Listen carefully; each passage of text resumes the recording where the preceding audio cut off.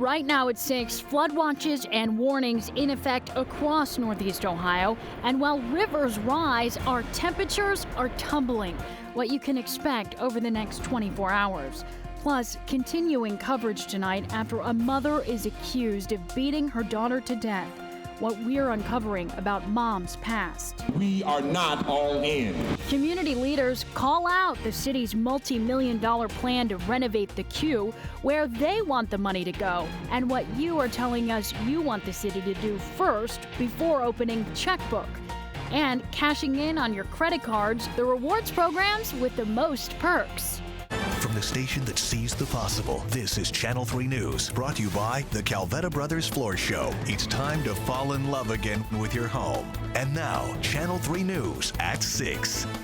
The threat of flooding continues across Northeast Ohio. This is video of the Chagrin River in Eastlake, where we found water creeping over the banks of the river.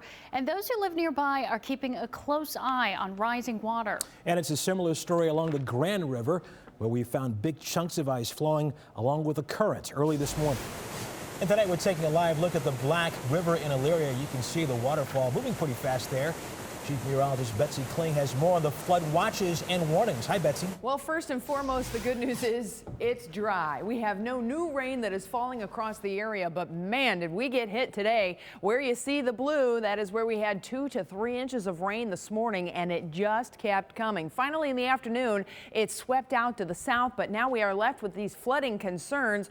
All the areas you see here in this lighter green, that is a flood advisory. That will go until 5:15. We have widespread standing water, and the water is still slowly but surely trickling down into rivers, creeks, streams, and whatnot, and that is where we have the flood warnings. Now, the flood warning we just saw Elyria, this is the Black River gauge, and you can see how the gauge has been rising, expected to crest at about 8.4 feet, which is just above flood stage, so not a major threat there. Meanwhile, down at Nimishillen in North Industry, this is where we do have some concerns. We are headed for a major flood on this one with a 13.5-foot crest that will likely be coming tomorrow, this afternoon, then falling back off, but you can see record level at 14.2, so we'll be close to that. As far as the Cuyahoga River goes at Independence, the river gauge has been creeping up now at 17.25 feet and expected to crest at 18.2 feet. That is a moderate flood for that particular part of the river. And out to the east in Paynesville, the Grand River, one of those ones we always keep an eye on. It is in flood stage. It'll be a minor flood with a crest at 11.9. So slowly but surely we'll see those rivers draining out, and we will see the temperatures cooling off. This will be a problem for tomorrow morning because standing water will begin to ice up. We'll talk about that, what it could mean for your day tomorrow. Take a look ahead to the weekend coming up. All right, Betsy, see you soon. Thank you. There is new information in the story of Ashley Zhao, the 5-year-old Jackson Township girl whose parents have been charged in connection with her murder. Tonight, we have the 911 tapes in the case. Hillary Golston continues to follow this developing story and joins us now with more. Hi, Hillary. Hi there, Russ. Yeah, we got our hands on those 911 tapes, and it doesn't sound like you are listening to a father who is frantically searching for his daughter and doesn't know where she is. Instead, it sounds calm, cool, and collected, and we all know how this ended. Okay, and your wife hasn't seen her either since around 4 or 5 o'clock? Okay. I think when we picked, I'm sorry. When I meant was myself, okay? When I went to pick up my daughter, when we came back, myself and my daughter, not my wife. My wife was here the whole time. When we came back. So your wife hasn't seen her since around the 4 or 5 o'clock either? Liang Zhao can't seem to explain to the 911 operator how his daughter went missing because, according to investigators, this whole scenario was made up. Zhao's wife, Ming Chen, accused of beating 5-year-old Ashley Zhao to death. Dad told investigators he found his daughter, wiped her face, performed CPR. In court today, the fate of the older daughter, a 6-year-old Liang mentioned in that 911 call, staying with family services. The face of Chen, icy cold, as she stared down her husband Liang during the proceedings.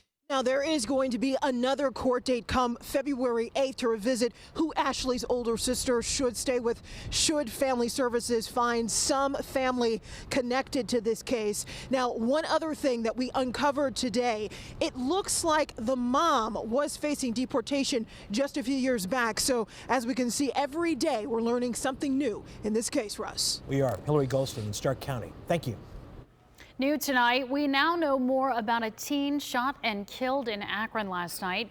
The Summit County Medical Examiner has identified him as 17-year-old Ernest Anderson Jr.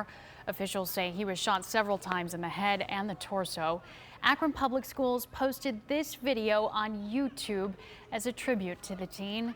No word on if any suspects have been arrested in this case.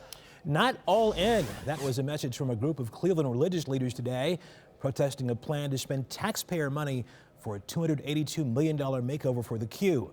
The group believes those funds could be better used elsewhere.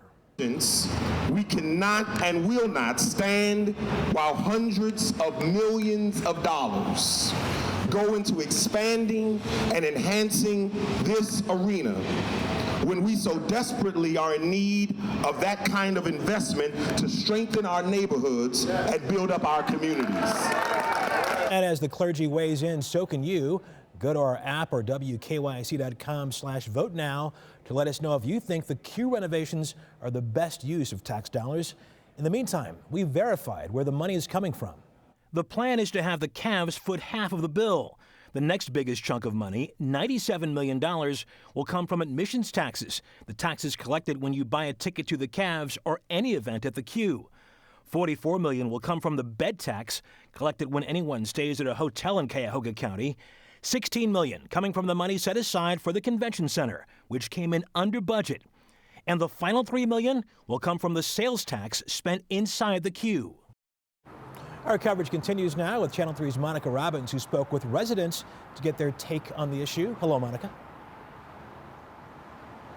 Hi, Russ. There is no doubt everyone loves their Cleveland Cavaliers, but not everyone loves the idea of renovating the Q when they believe the money could be spent elsewhere inside the city. One step out of Total Package Barbershop on Buckeye and East 125th, it's easy to see where they wish some tax dollars would be spent. What are you actually doing with the money? The road's full of craters. Hit a pothole so big the other day I pulled over and cried. I thought I tore my whole car up. When there's a big snow, Ray Williams waits for his street to be plowed. 3 or 4 days before they get to me, you know what I'm saying, let alone putting salt down. He opened the shop in '93. He loves the Cavs, but ticket prices are a bit too high these days. I don't think the Q actually needs to be renovated at this particular moment. I mean, they only won 1 championship.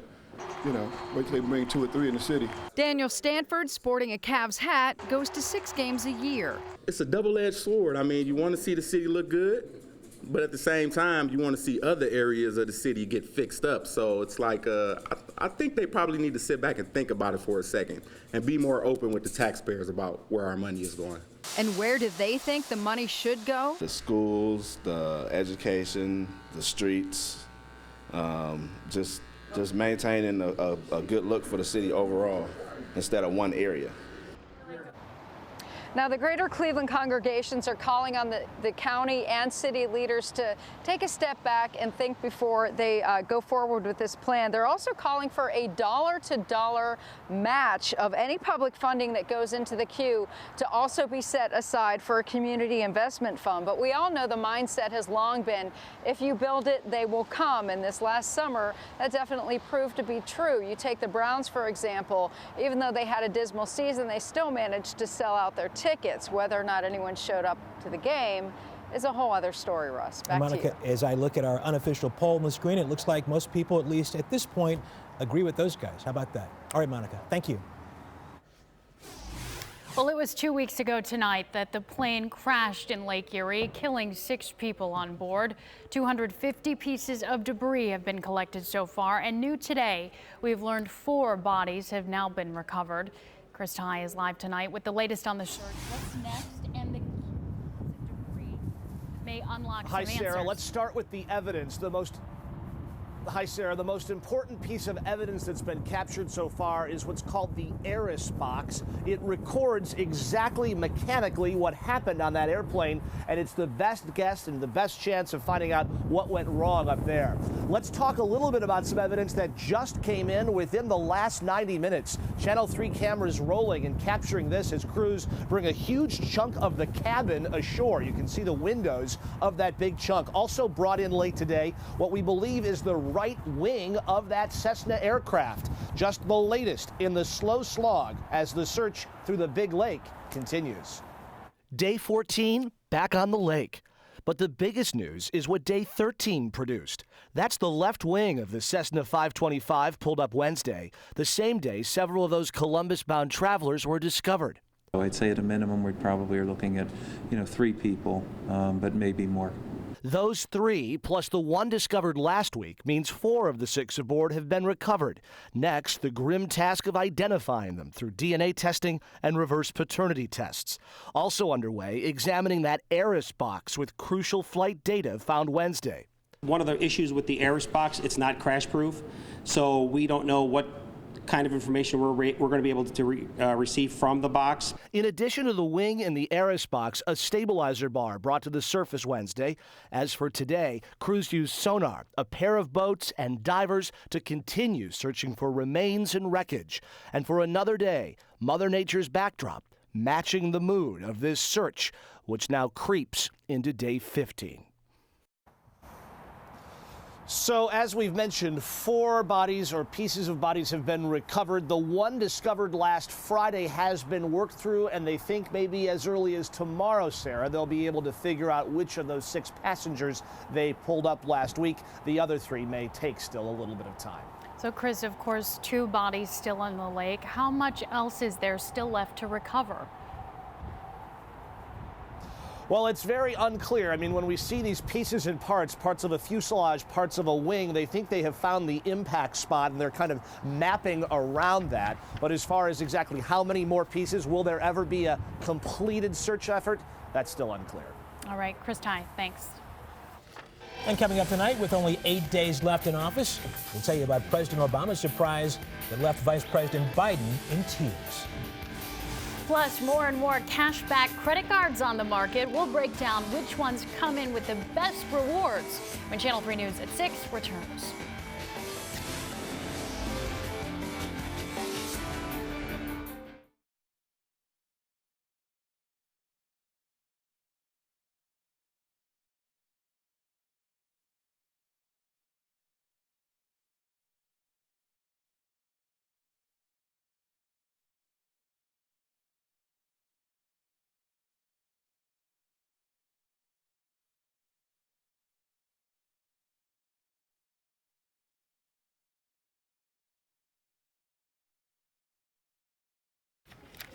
Okay, I need to get down there, don't I? Yep. I'm coming now. I'm coming.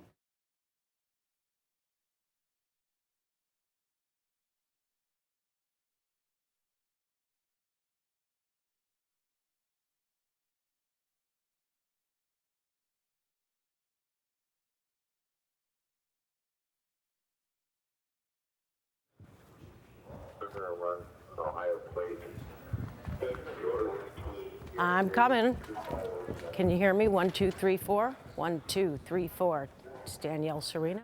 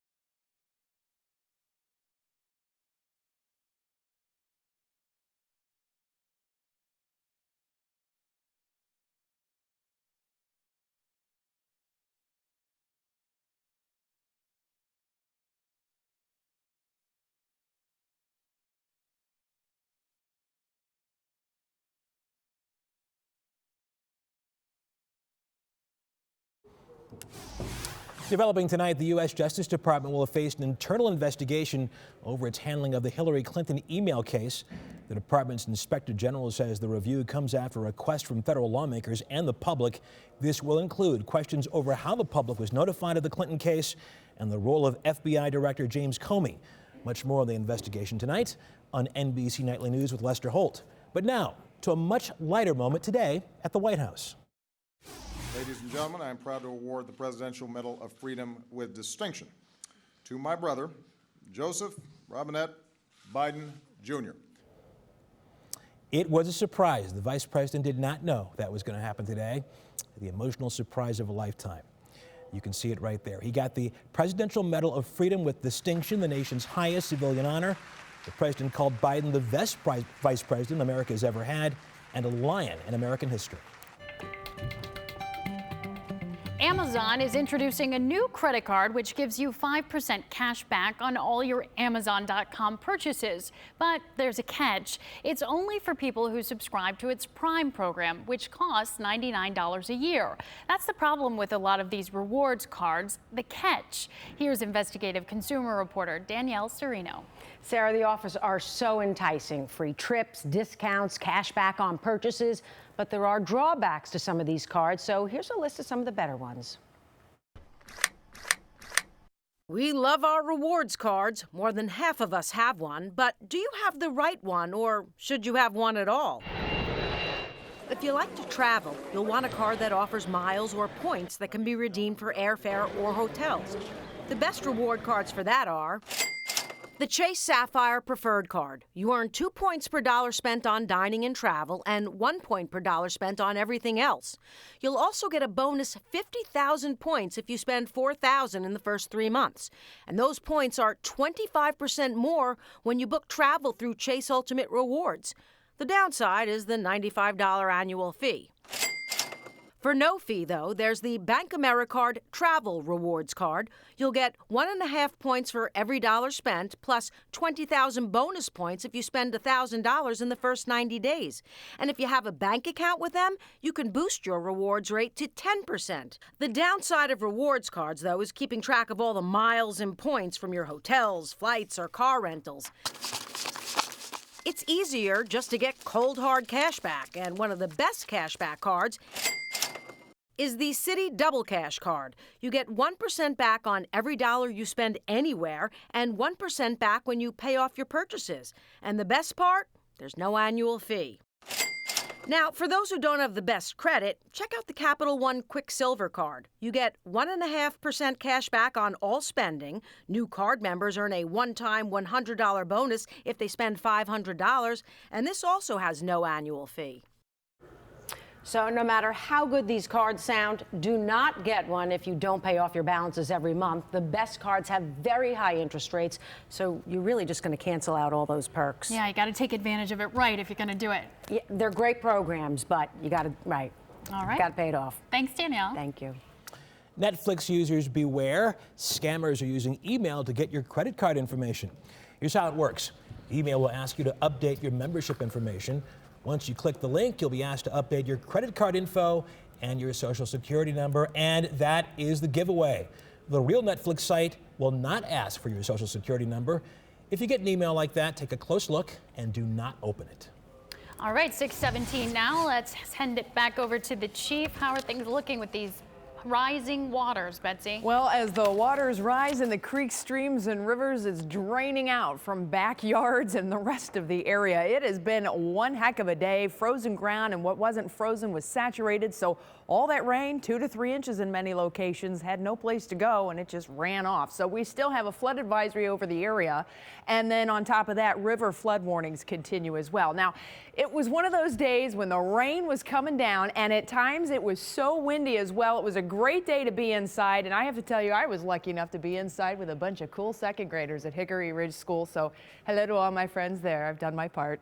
Then as far as the rest of the day goes, we talked all about floods and floods being Mother Nature's overflowing toilet, never play in floodwaters, and all those floodwaters will be draining out. That's some good news. But as we drain out, the temperatures will be dropping, and that means we could have some icy spots for tomorrow. Interestingly enough, it is going to get cold enough that all standing water, those puddles especially, maybe on your driveway or sidewalks nearby, you're in your yard, they're likely to freeze tonight. So we have puddles that will turn into mini ice skating rinks, and that's not so good for that morning commute, especially if you're a walker. So as temperatures drop back into the 20s by early morning, be advised we could have some slick problems in the morning. Now, as far as the hour-by-hour forecast goes, we'll be in the 30s here through the evening. The cooler air has filtered in. Mostly cloudy skies will be the rule. Now, early morning, we'll start to get some breaks in the overcast, but you can see our morning temperatures in the low to mid 20s across the area. I think the morning commute should go without a hitch, except for those icy spots. And then by noon, we'll start to turn things around. But we have a chilly day on tap tomorrow. It's not like we have a big warm-up coming. We won't be making it out of the 20s. The good news is we will have some peaks of sun, and then ultimately by late day, some clouds start to increase. Now, we're going to address the lion in the room, or elephant, or whatever animal you like, because there's a whole lot of purple on the map to the west of us, and I know a lot of people are very concerned about an ice storm this weekend. Here's what I'm going to tell you. Friday to Saturday, the ice storm at this point looks to stay south of us. The area with the icing potential in purple here, and as I put the forecast in motion, you can see how all of that through early Saturday morning stays south of us, kind of skimming the southern portions of our area. It still bears watching, but for right now, it looks like that will stay to the south of us. Whew. Window Nation forecast has us warming into the mid-30s on Saturday. We put just a little tiny chance in just to keep an eye on that whole system to the south of us. Mostly cloudy but dry on Sunday with 35. MLK Day, we have some showers around, and those showers will stick around with the warmer temperatures as we head through much of next week as well. We'll be on the lookout for flooding once again, Russ and Sarah. What was that flood story again? The floods are Mother Nature's overflowing toilet. All the stuff on the ground gets in the flood water. Don't play in the flood water. That's nasty. That's what it is. Thank you, Betsy. The Indians and one of their starting pitchers avoid arbitration. Trevor Bauer gets a new deal. Jimmy has the specifics up next.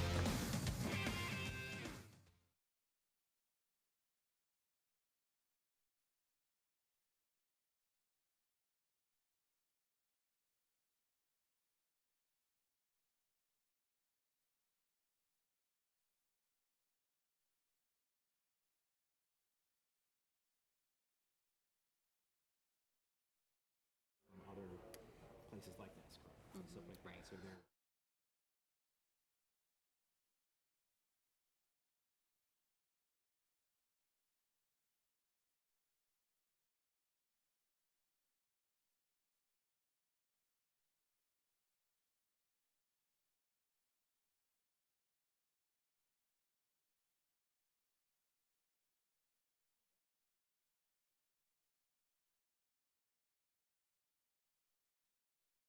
He wouldn't even let him campaign, right? Wouldn't even endorse him. Yeah, I do, Al. Seems like they really like each other. And Reagan and Bush didn't exactly seem like they were really. I heard Bush.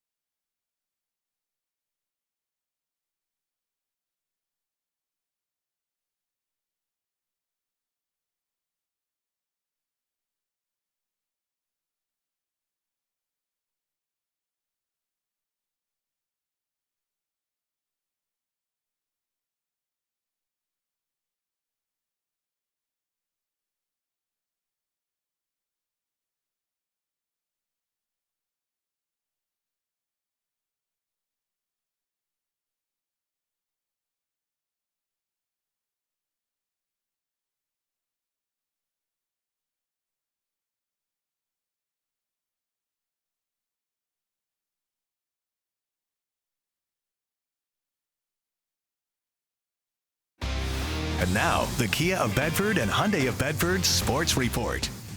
What do you say? Let's start with baseball. 31 days away from pitchers and catchers reporting to training camp for the Indians. And pretty good news tonight. They're keeping the band together. Trevor Bauer has agreed to a one-year deal to avoid arbitration. He'll be back with the Indians next year. That's always quite an adventure to have Trevor Bauer on the team, isn't it? One-year deal. It's worth $3.55 million. He avoids arbitration. He was 12-8 last year with the Indians. Now a programming note for you. Edwin Encarnacion, who signed that big deal, he will be at Tribe Fest, the Indians announced, which is at the Intercontinental Hotel, and should be a real hit at the box office this year. And that is Saturday, January 28th. Now to the Cavs, not such good news. Boy, they were bad last night, and they've been bad the last couple of games, and they're in a little funk right now as they lose again, 2 in a row.